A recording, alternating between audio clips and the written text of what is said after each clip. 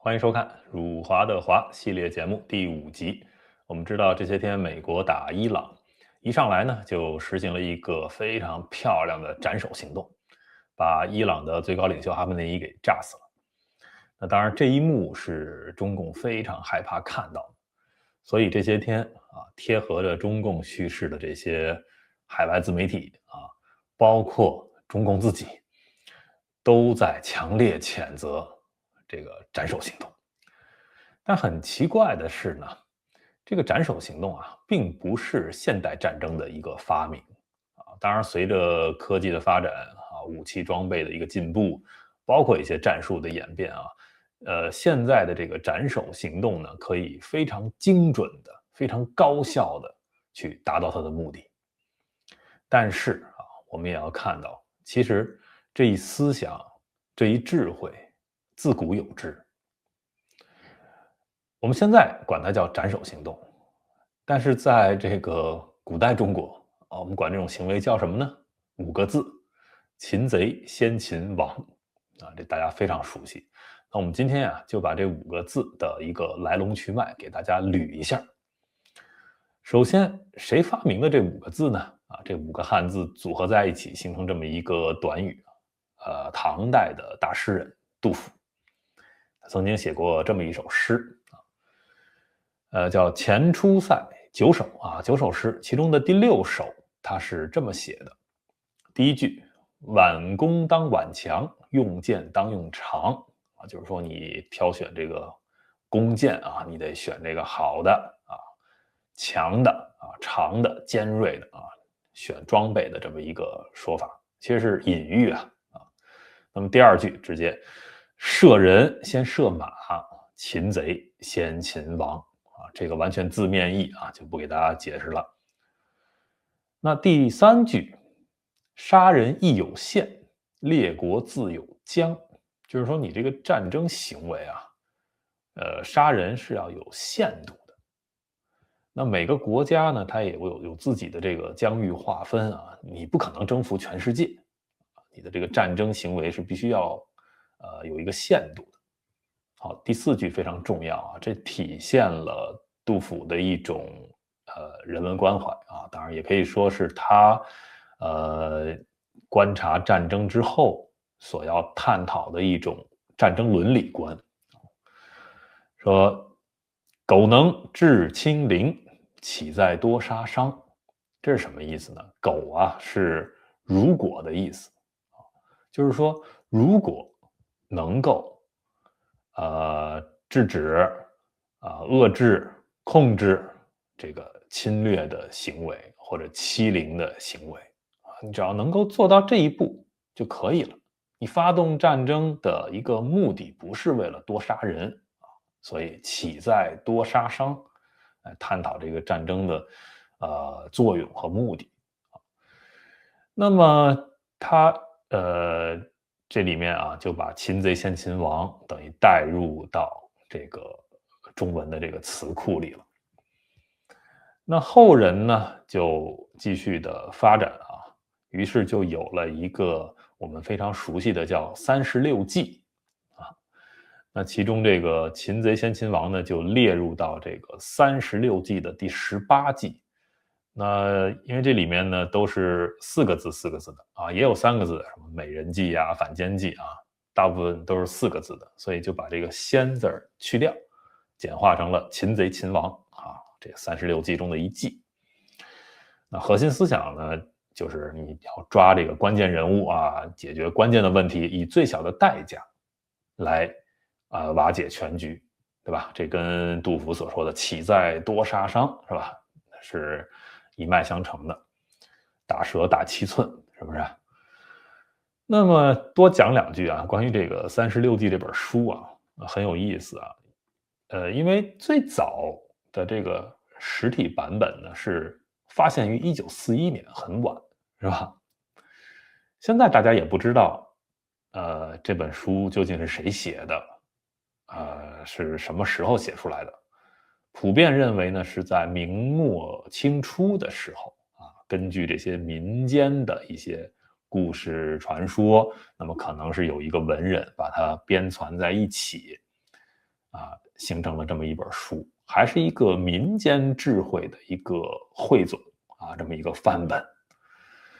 1941年在陕西的一个书摊上发现了这个手抄本，后来呢，进行一些流传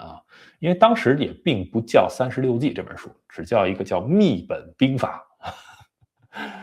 好，到了1979年，由吉林人民出版社发行了这个白话译注本，就叫《36计》了，从此就广为人知了。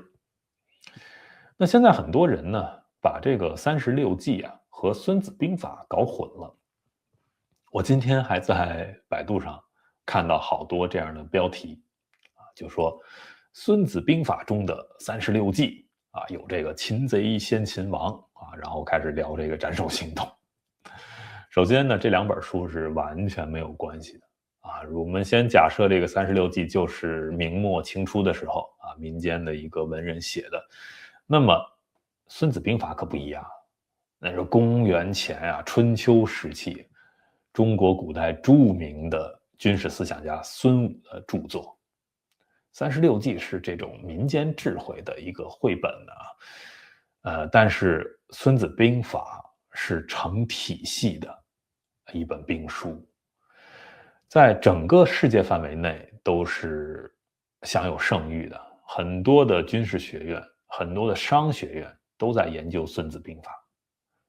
所以我们也看看孙子兵法中到底有没有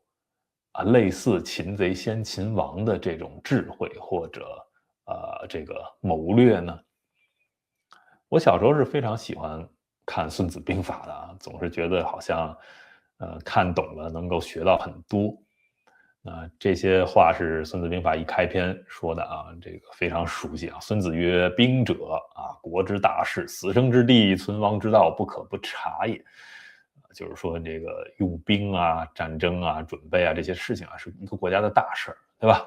关乎生死的，你不可以不去了解不可不察也。那察什么呢？主要5件事就是1曰道，2曰天，3曰地，4曰将，5曰法。这5个里面呢，当然最重要的是第一个，就是这个道。孙武解释什么是道呢？就是他说道者，令民与上同义也。就是你的这些民意你要和上面的这个统治者或者掌管这个军队发动这个战争的这个人他得是完全是一心的，对吧？你得有这个民意支持无论是往外打还是防御，对吧？我为什么要打这个战争？你得有一个站在一个道德高地上，你得有站在道义的角度，得说得通。如果可以的话上下一心的话，那么就故可以与之死，可以与之生而不畏危，这个战才能够打，才可以聊后续的什么天时地利你究竟用什么样的将领进行什么样的一个制度进行一个什么样的这个打击的策略和用兵的方法，这些都是后话。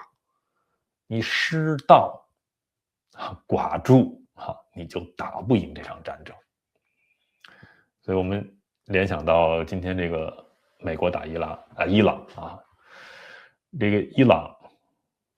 哈梅内伊近些年做的这些恶事，我前些年做节目给大家分析过，他就该被炸死，他就不可能赢得这场战争。那好，要打怎么打？我们再看一段这个孙子兵法说故上兵伐谋，其次伐交，其次伐兵，其下攻城。攻城之法为不得已。这什么意思呢？就是说最好的战争方式你是应该伐谋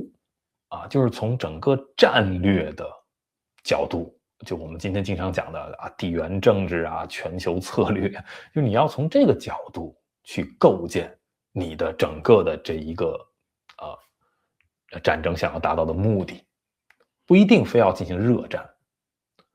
如果在这个整个布局上，在这个谋略上，你就能够我们讲不战而屈人之兵的话，这是最上等的军事家该干的事儿。那如果做不到，其次才是去伐交，就是我们去进行一些外交谈判，一些签协议啊，这还不到打仗，然后才是打仗。打仗里边还分你用什么样的方式打，最次等的是攻城，就是肉搏战啊。我们现在讲的一些巷战啊，进入地面部队，完全的扩大这个冲突的范围啊，这是最不得已的办法。所以你看下面孙武说啊，故善用兵者，屈人之兵而非战也，拔人之城而非攻也，毁人之国而非久也。这个久字啊，就是战线拖得很长。那你拖得长，就像俄乌战争这样，你就会死人很多